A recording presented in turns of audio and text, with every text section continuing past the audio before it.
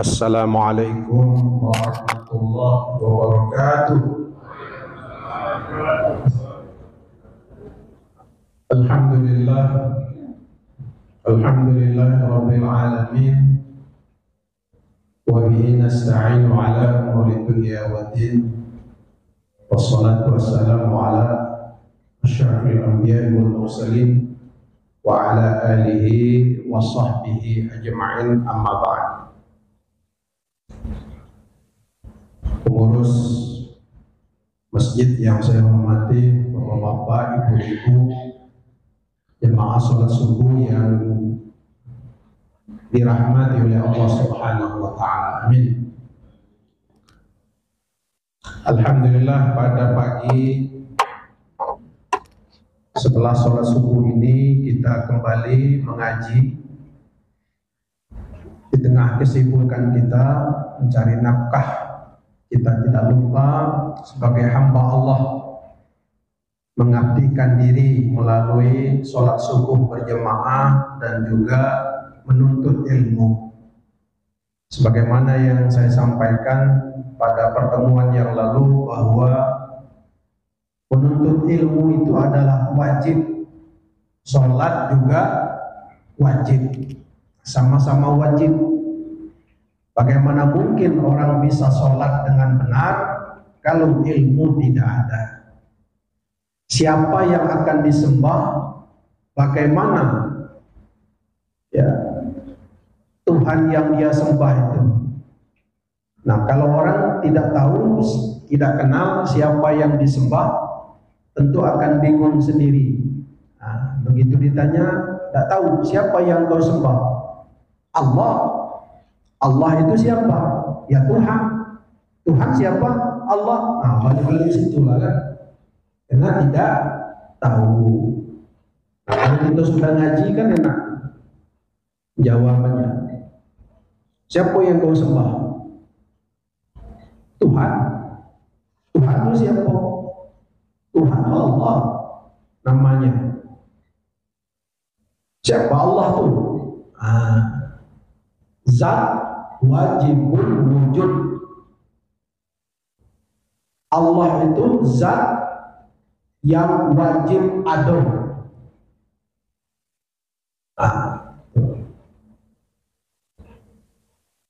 Mana buktinya bahwa Allah itu ada?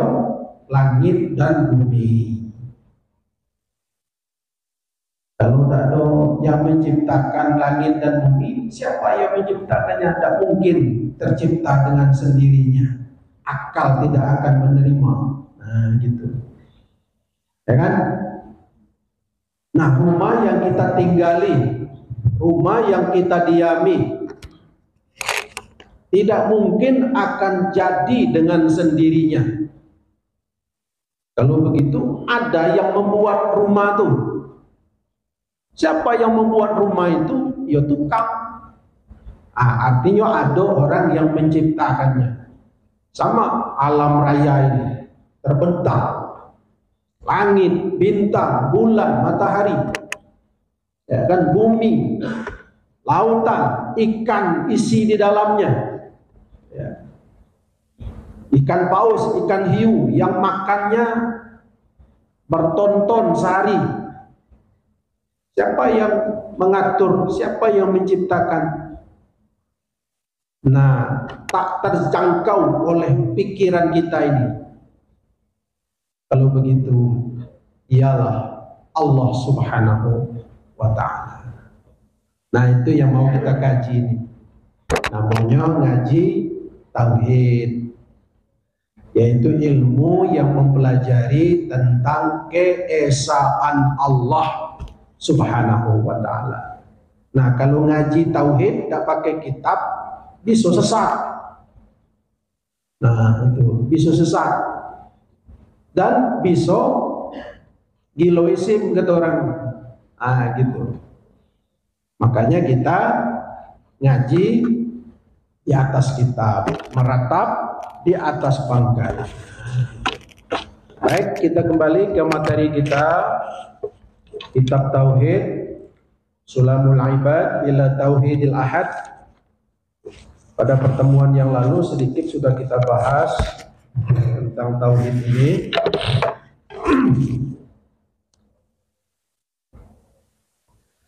Bismillahirrahmanirrahim. Ala hadhihi niyyah wa li kulli niyyatin salihah wa ila hadratin nabi Muhammadin sallallahu alaihi wasallam. Al-Fatihah. A'udzu billahi minasyaitonir rajim. Bismillahirrahmanirrahim. Alhamdulillahi rabbil alamin arrahmanir rahim maliki yaumiddin. Iyyaka na'budu wa iyyaka nasta'in. Ihdinas siratal mustaqim. Siratal ladzina an'amta 'alaihim ghairil maghdubi 'alaihim waladdallin. Amin. Qala al-musannif rahimahullahu ta'ala wa nafa'ana bi ulumihi fi darain amin ya rabbal alamin.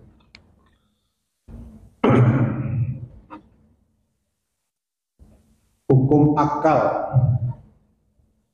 Hukum akal dalam ilmu tauhid itu ada 3 macam. Nah, kita ini bapak-bapak diberikan kelebihan oleh Allah daripada binatang-binatang dan makhluk yang lainnya. Kalau makhluk yang lain ada nafsu, ya, itu. Tapi tidak mempunyai akal. Nah, kita sebagai makhluk Allah punya akal. Apa itu akal? Sehingga dengan akal itu orang bisa membedakan mana yang salah, mana yang benar. Nah, kan? Dengan akal tadi, dia mikir. Dengan akal tadi itu, nah, dia mikir. Oh, kalau mukul emak, mukul ayah, ini salah. Tidak usah pakai kitab Al-Quran, tidak usah pakai hadis. Ini salah, mukul ayah emak. Berarti dia punya akal. Itu. Orang kalau sudah mukul emak, mukul ayah, main tampar, main pukul, tak peduli dengan emak dan ayahnya, itu tandanya sudah tidak punya akal lagi. Ya kan? Tak ubahnya seperti binatang. Tidak ada akal. Nah, lalu apa itu akal? Dalam banyak kajian bahwa yang namanya akal itu adalah bisikan di dalam hati nurani kita atau cahaya yang Allah tuangkan di dalam hati kita.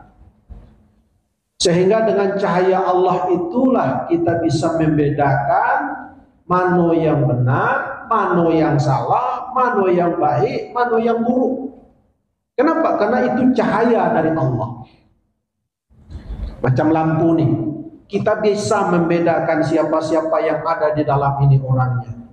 Kenapa? Karena ada cahaya lampu. Coba kalau ada lampu gelap, bagaimana mungkin kita kenal dengan orang di dalam nih, gelap saja wajahnya. Nah, dihidupkan lampu muncullah cahaya. Barulah nampak wajah bapak-bapak, ibu-ibu. Baru kita kenal. Sama seperti itu. Andai kata tidak ada cahaya di dalam hati kita, kita tidak bisa kenal siapa-siapa. Setelah Allah tuangkan cahaya itu dalam hati kita, barulah kita kenal, barulah kita tahu membedakan mana yang salah, mana yang benar. Meskipun kita tidak berpedoman kepada Al-Quran dan hadis. Nah, gitu. Jadi itu akal. Nah, hukum akal ini ada 3 kata dia, yaitu wajib, mustahil, jaiz. Pertama wajib, kedua mustahil, ketiga jaiz. Ini hukum akal. Ya, bukan akal-akalan, bukan. Ya, ini hukum akal. Akal kita ini karena dia sudah dituangkan dalam hati punya cahaya, kemudian dia mentransfer ke dalam otak kita, lalu otak kita mikir, gitu. Oh iya, salah. Misalnya wajib akal. Ma makna wajibul akal? Apa itu makna wajib akal? Ma la yumkinu adamuhu. Tidak mungkin tidak ada. Wajib ada.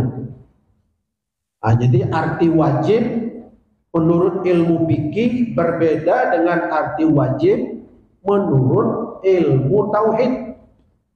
Kalau wajib menurut syarak, menurut syariat, ya kita kerjakan dapat pahala, kita tinggalkan berdosa. Itu arti wajib menurut syarak atau menurut ilmu fikih.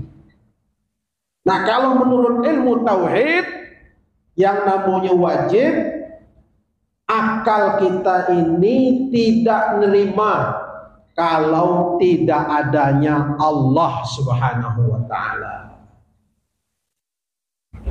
Tidak mungkin akal kita mau menerima bahwa langit, bulan, bintang, matahari, termasuk diri kita ini tercipta dengan sendirinya. Kalau begitu, wajib ada yang menciptakannya. Maka Allah yang kita kenal tadi sebagai Tuhan kita, dia punya sifat. Kita juga punya sifat. Sifat itu ada yang penangis, ada yang pemalu, sifat kita nih. Ada yang pemarah, ya kan? Gampang tersinggung, ya kan? Ada yang senang dengar pengajian, ada yang malas dengan pengajian, ya kan? Kapan masuk pengajian, dengar pengajian, mulai bikin rusuh, ya kan? Macam-macam sifat kita. Nah, Tuhan sebagai pencipta ini juga punya sifat. Salah satu sifatnya yang pertama kali adalah Tuhan itu bersifat wujud. Ada. Allah itu wajib ada. Gitu. Nah, wajib ini maksudnya wajib pada akal kita. Akal kita menerima kalau Tuhan itu ada. Dan akal kita tidak bisa terima kalau Tuhan tidak ada. Tuh. Nah, kalau orang sudah kuat tauhidnya tuh, dia tidak akan ragu-ragu. Ya Bu ya? Tidak akan ragu-ragu. Kenapa? Ada Tuhan. Jadi walaupun musibah menimpa dia, kematian, kemalangan, ya kan? Sudah sebatang kara hidup dia, dia tidak akan resah. Kenapa? Karena ada Tuhan. Ada Tuhan. Tuhan tidak tidur. Ya. Tuhan tidak sakit. Tuhan tidak bakal mati. Nah, inilah yang dimaksud dengan wajib pada akal. Akal kita ini tidak menerima kalau tidak ada Tuhan. Nah, itu. Mala yumkinu adamuhu. Tidak mungkin Tuhan tidak ada. Mesti wajib ada. Ya.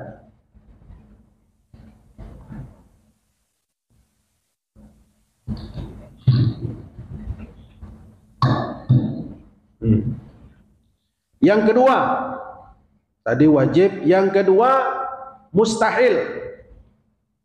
Mustahil itu adalah mala yumkinu wujuduhu. Mustahil, tidak mungkin Tuhan, tidak mungkin ya.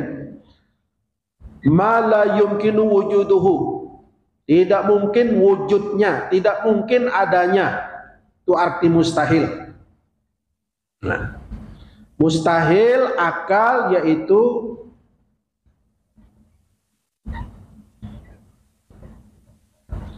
barang yang tiada boleh adanya, seperti ada syarikat bagi adanya Allah Subhanahu wa taala.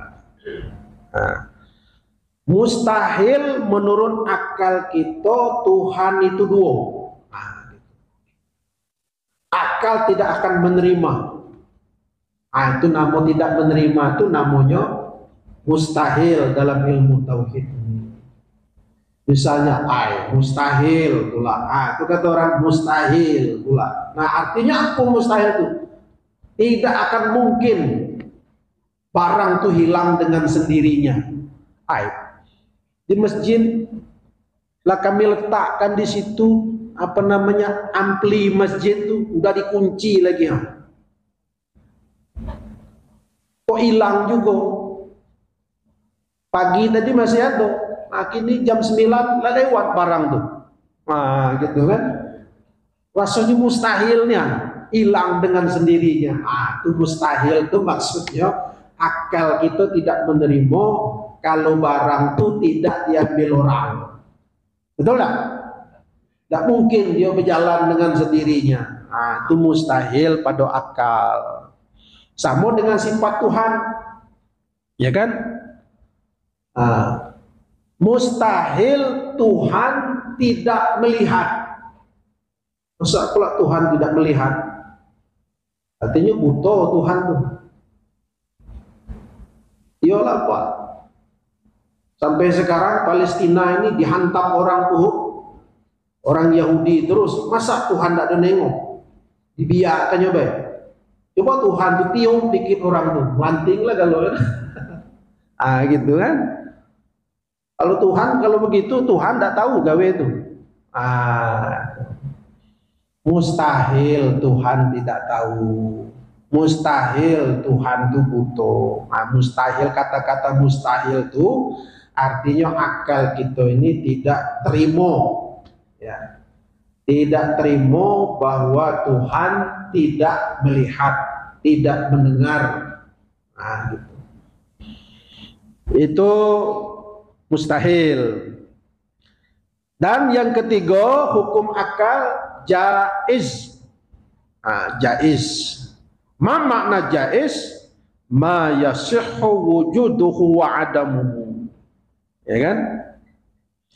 Arti jaiz itu barang yang boleh adanya dan tiadanya, seperti menyiksa Allah Ta'ala akan hambanya yang taat. Allah menyiksa hambanya yang taat. Palestina sekarang dibombardir orang Yahudi, maka menurut akal kita jaiz hukumnya. Kenapa? Itu kuasa Allah. Ya kan? Boleh hukumnya Allah menyiksa mereka, boleh tidak. Nah, ini jaiz hukumnya. Sama dengan kita nih. Otoritas Allah, hak Allah. Ya kan? Akal kita pun menerima. Terserah Allah lah. Kalau Tuhan nak matikan kita umur 30 tahun, 40 tahun, 60 tahun, terserah dia lah. Dia yang punyanya. Gitu. Ya. Terserah dia lah. Tuhan ambil. Kalau memang mati kini itu, alhamdulillah mati dalam masjid. Ya Bu ya? Bu. Itu tidur belakang. Nah, itu ya. Tuh, kalau mau Tuhan ambil lah. Jadi dia bukan. Nah, itu namanya Allah, ya, akal kita, ya, menerimanya sebagai jaiz, hukum akal jaiz, boleh saja, karena itu hak Allah Subhanahu wa taala. Berarti, ya kan, seperti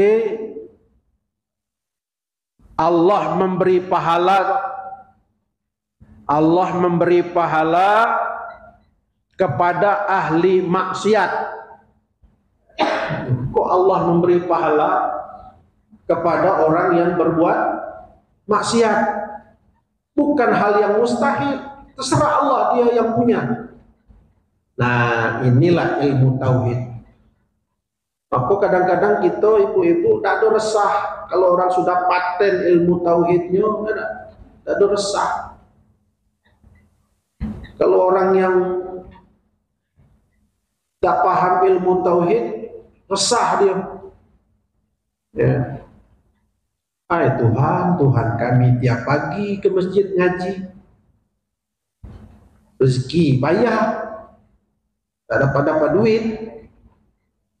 Tetangga kami itu umurnya 80 tahun, ke masjid tidak, semayang tidak, ngaji tidak, tapi lancar be rezekinya, ada terus lengkap. Awak rajin ke masjid, rajin majelis taklim. Ada adilnya Tuhan. Orang kalau dangkal ilmu tauhidnya sebatas itulah, pasti akan membuat perasaan iri, dengki, ya, marah dengan Tuhan, Tuhan tidak adil.